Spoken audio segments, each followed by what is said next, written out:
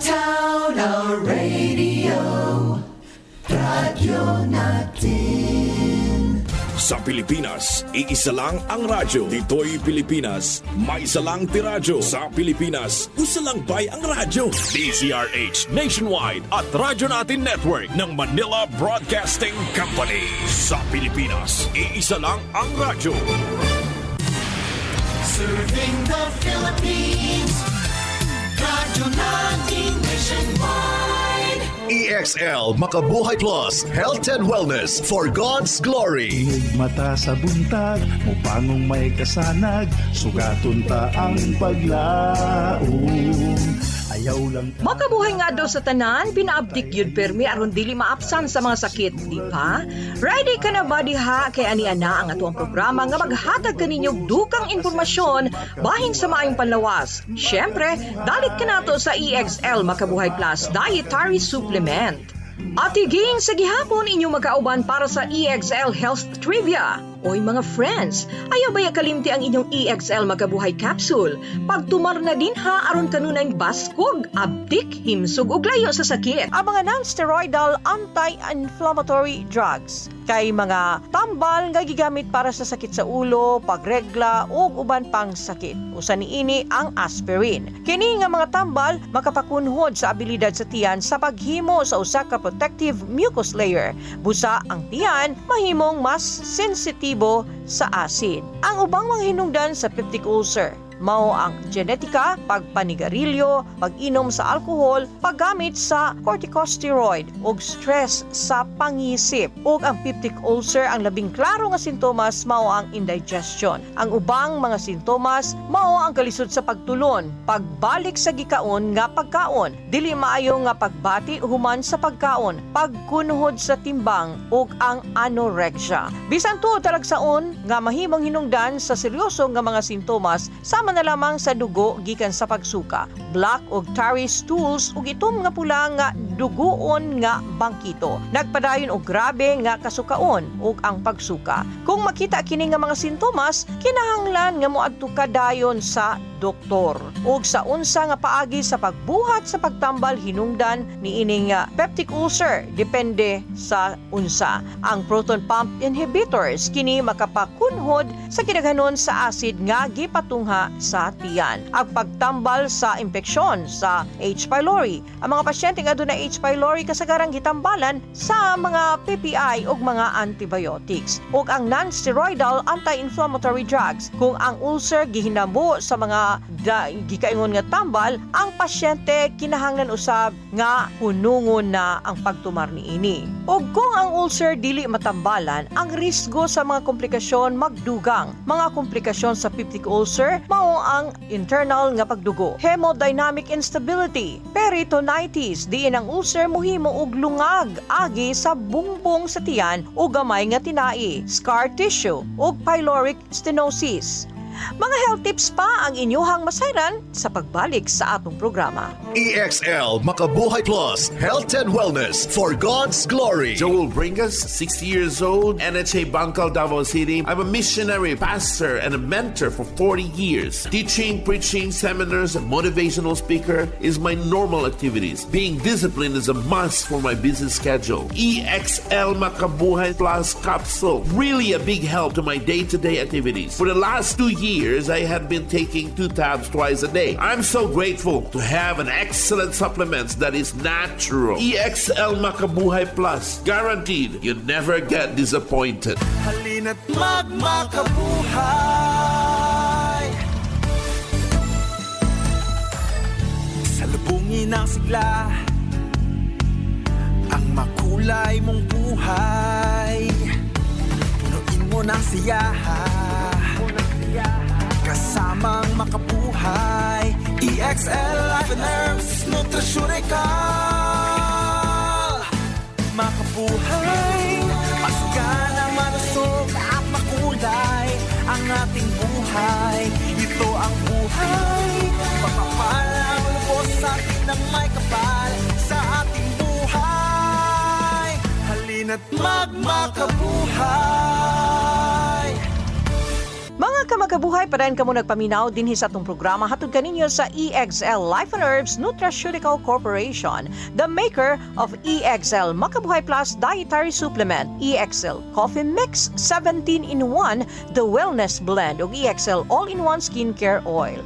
At higing sa gihapon ang inyong makauban para sa health tips for the day. Ang ulcer usa ka samad nga mutubo sa lain-laing bahin sa lawas. Ang gastric ulcer nga mao kini ang nag-uswag sa lining sa tiyan. Ang lain-laing mga hinungdan nga makabalda sa balanse sa palibot sa tiyan hinungdan usab sa mga ulcer. Ang labing kumon mao ang Helicobacter pylori. Kini usa ka impeksyon nga gipahinabo sa bakterya. Ang ubang mga hinungdan naglakip sa stress, pagpanigarilyo, pag-inom sa alcohol, sobrang paggamit sa mga pain reliever ug adunay mga tambal nga nagtambal usab sa mga ulcer. Aron nga mulihok kini nga mga tambal ang mga pasyente kinahanglan nga mahuna-hunaon sa pagkaon sa ilahang mga gikaon. Ug adunay mga pagkaon nga makaayo alang sa mga ulcer. Sama na lamang sa repolyo nga makatabang sa pagpugong sa mga impeksyon sa H. pylori tungod kay kini abunda sa vitamin C. Kini nga mga impeksyon maong labing kasagaran nga hinungdan sa mga ulcer sa tiyan. Ang dugos, mga mahinungdanon nga pagkaon mapuslanon alang sa pagpanalipod sa kahimsog sa pipila ka mga parte sa atong kalawasan ug pagbatok sa pipila ka mga sakit sa kasing-kasing, stroke ug pipila ka mga matang sa cancer. Gipugan usab sa dugos ang pag-ayo ug pagporma sa daghang mga samad sama sa mga ulcer ug aduna usab kini antibacterial properties nga makigbatok sa H. pylori bacteria. Ang ahos adunay antimicrobial ug anti-inflammatory properties nga magpugong sa pagpalambo sa H. pylori bacteria. Ang turmeric, aktibo nga sangkap nga curcumin anaa niini adunay potensyal sa pagtambal sa mga ulcer. Labi na nga gipugan niini ang kadaot nga gipahinabo sa impeksyon sa H. pylori. Kini epektibo nga manalipod sa lining sa tiyan batok sa mga irritant, tagpataas sa mucus secretion. Ang aloe vera, usa ka tanom nga gigamit sa mga kosmetiko, parmasyotiko ug industriya sa pagkaon. Epektibo kini sa pagtambal sa mga ulcer sa tiyan. Usa ka pagtuon usab nagpakita nga ang pagkonsumo sa aloe vera dako nga makapakunhod sa gidaghanon sa acid sa tiyan. Ang probiotics, mga buhi nga microorganism nga adunay daghang mga benepisyo. Nagpauswag kini sa kahimsog sa pangisip, nagsuporta sa kahimsog